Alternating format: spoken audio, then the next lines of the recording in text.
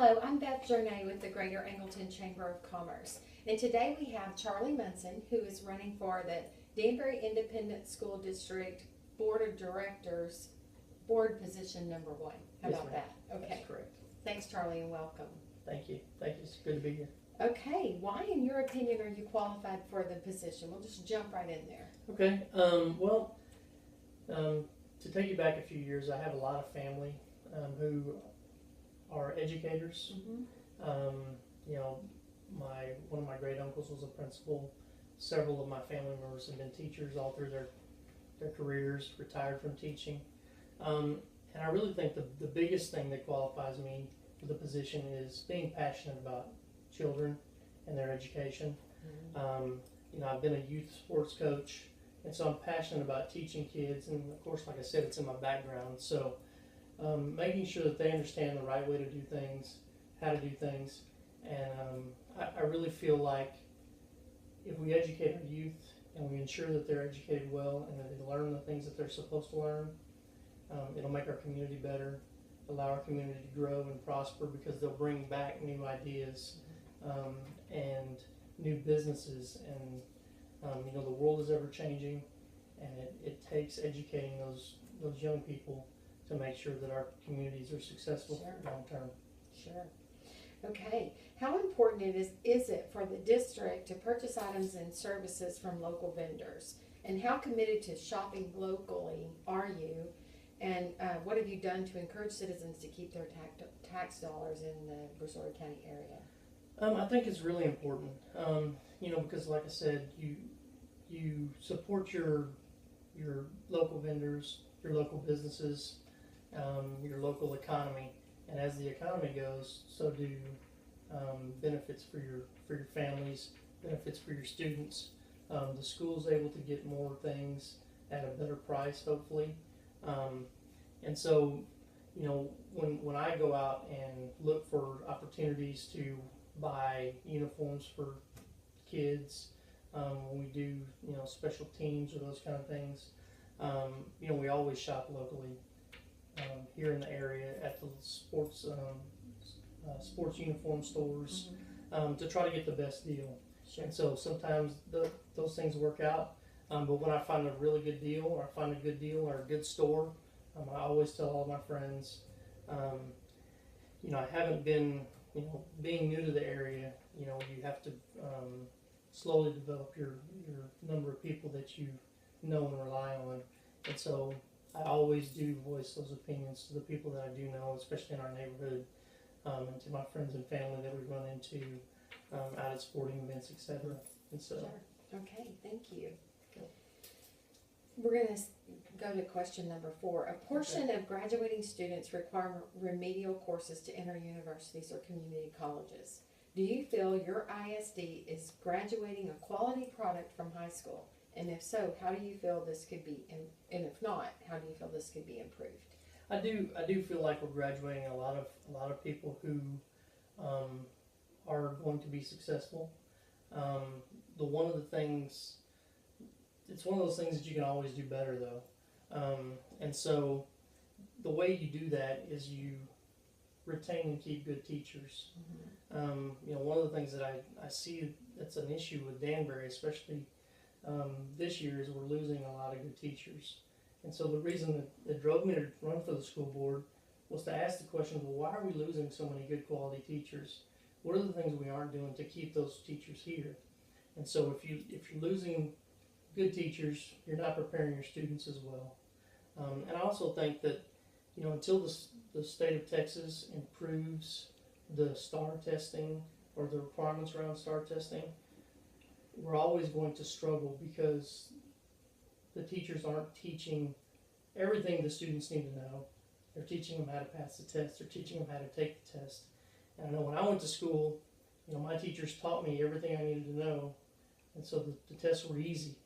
And so I think we need to take a step back and move to more of those kind of teachings and what we need to do to the students and help them learn all the things they need to know, so that way the tests aren't as big a deal for them. Right. Okay. Name the most important decision the school board has made in the last 2 years that you disagreed with, if any, if there are any, and explain why you disagreed with the decision. I think the biggest thing, and I just kind of touched on it a little bit, is, keeping good teachers, allowing teachers to leave. And, I don't know all the reasons behind why the teachers are leaving, but I think being a part of understanding what the reasons are behind their reasons for leaving, and being able to make sure that we have the money to pay those teachers and continue to pay the teachers that do provide good quality education for our students.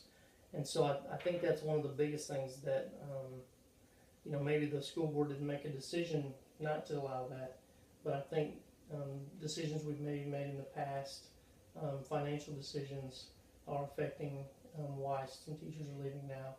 And so hopefully I can help change some of those things. Okay. In your discussions with voters, what concern or issue has been raised that has surprised you the most? And what are your suggestions for dealing with that issue? Well, there's two that kind of jump out. The first one is financially. Danbury seems to be struggling financially a little bit. And I've heard some talk about, giving some money to other school districts. And, there's got to be other avenues we can try. They've talked about bonds. And of course, every time you talk about a bond, you talk about raising taxes. So one of the things that I would like to try is to, see what other avenues are out there for us to get money from the state of Texas. Are there local, workforces or local businesses that we can go to provide money to us, or maybe even provide more money, split some money, those kind of things. And the other one is, again, I'll touch back on the teacher thing. I've heard several of my peers discuss issues with, grades for participation. And so it's pretty subjective, participation grades in class. There's plenty of opportunities for us to, give students, and I don't want to say busy work, but things to do that you can judge pretty well how they participate in class.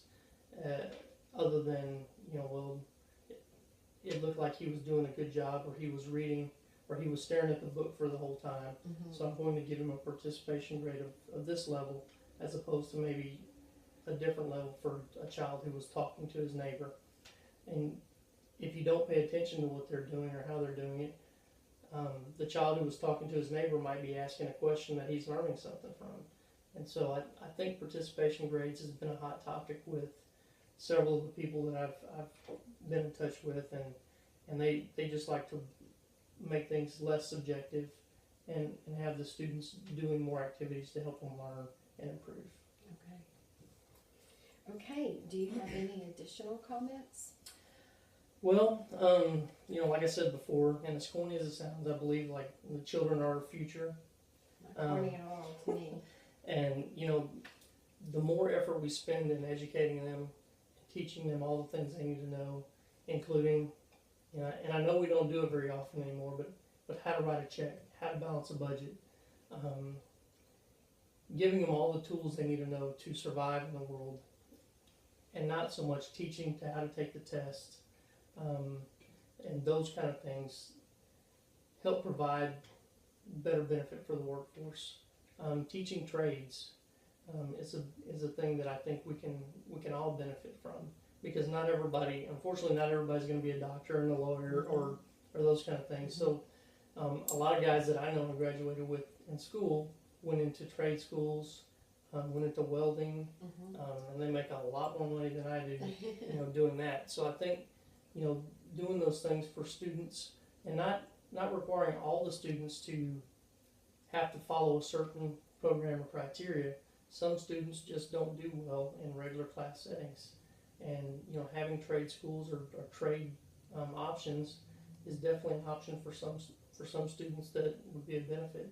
So I think those things would be a benefit, not only for them but for our community as a whole. So absolutely. Well, thank you so much for your time. Thank you. Thank you for putting your hat in the ring and running for public office, and Good luck to you. All right, I appreciate it. Thank you.